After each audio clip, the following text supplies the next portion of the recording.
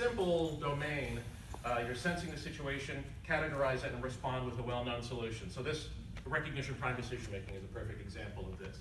And don't take simple to mean, something pejorative like, like an obvious dumb situation. It just means well-defined.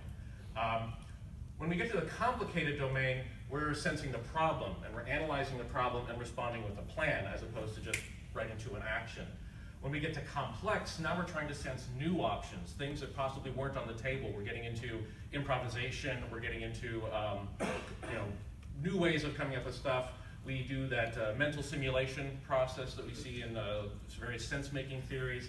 We experiment, evaluate, iterate through serial evaluation of hypotheses, and we try to get into one of the earlier domains here, try to get to the complicated or simple domain if we can, reduce the complexity. And then finally, if we're in the chaotic domain, we're just trying to sense just what's going on right now, figure out what we should do, get out of immediate danger, and try to reduce that chaos, get to complex or complicated in a domain, and then work our way back to coming up with a solution. So in terms of situation awareness and option awareness, situation awareness is certainly sufficient for the first column. If we know what's going on, we can usually figure out what to do about it. Essay is necessary but not sufficient for the remaining three. And this is where we start emphasizing option awareness, and this is where we get into deliberating over what options are available, what the possible outcomes could be across all plausible futures. We've gotten out of the situation space at that point. We're into what we call the decision space.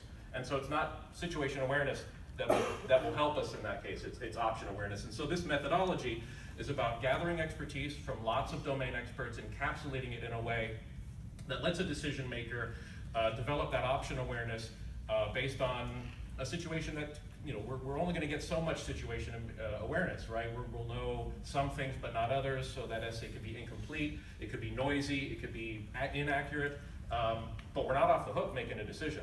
So what else can we do? That's what we're aiming to do here. So Desim, descriptive to executable simulation modeling. It's a process to go sort of from a qualitative understanding of a problem space to an actionable quantitative decision support methodology. And this is basically how it works. So we start with a predictive model or models of a given problem. In our methodology, we, like I said, we start qualitatively. We interview SMEs and build a cognitive model of their knowledge. But this process can work with any modeling methodology you like, or even combinations of them. So you could have a qualitative model from SMEs and a well-validated agent-based model, let's say, and use them in conjunction. We then use exploratory modeling to generate these decision spaces, these landscapes of plausible futures for all of our possible options. In our heads, this is very hard to do. With these models, computers are actually quite good at that, and they can leverage us and I'm forgetting the name of the person who coined this term, but produce night vision goggles for the mind, so to speak, to bring things into our awareness that's otherwise hard to get at.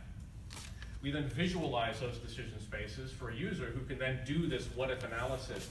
And by bringing multiple courses of action or options to the surface concurrently, we aid something that's cognitively very difficult, which is parallel comparison of options. Most option deliberation is serial. This one looks like a good idea, this one looks like a better idea, okay, let's just pick this one. Then there's great research about the biases and problems that show up with that serial process. So this leverages things that are hard for us to do, but the computers can really make things work out well.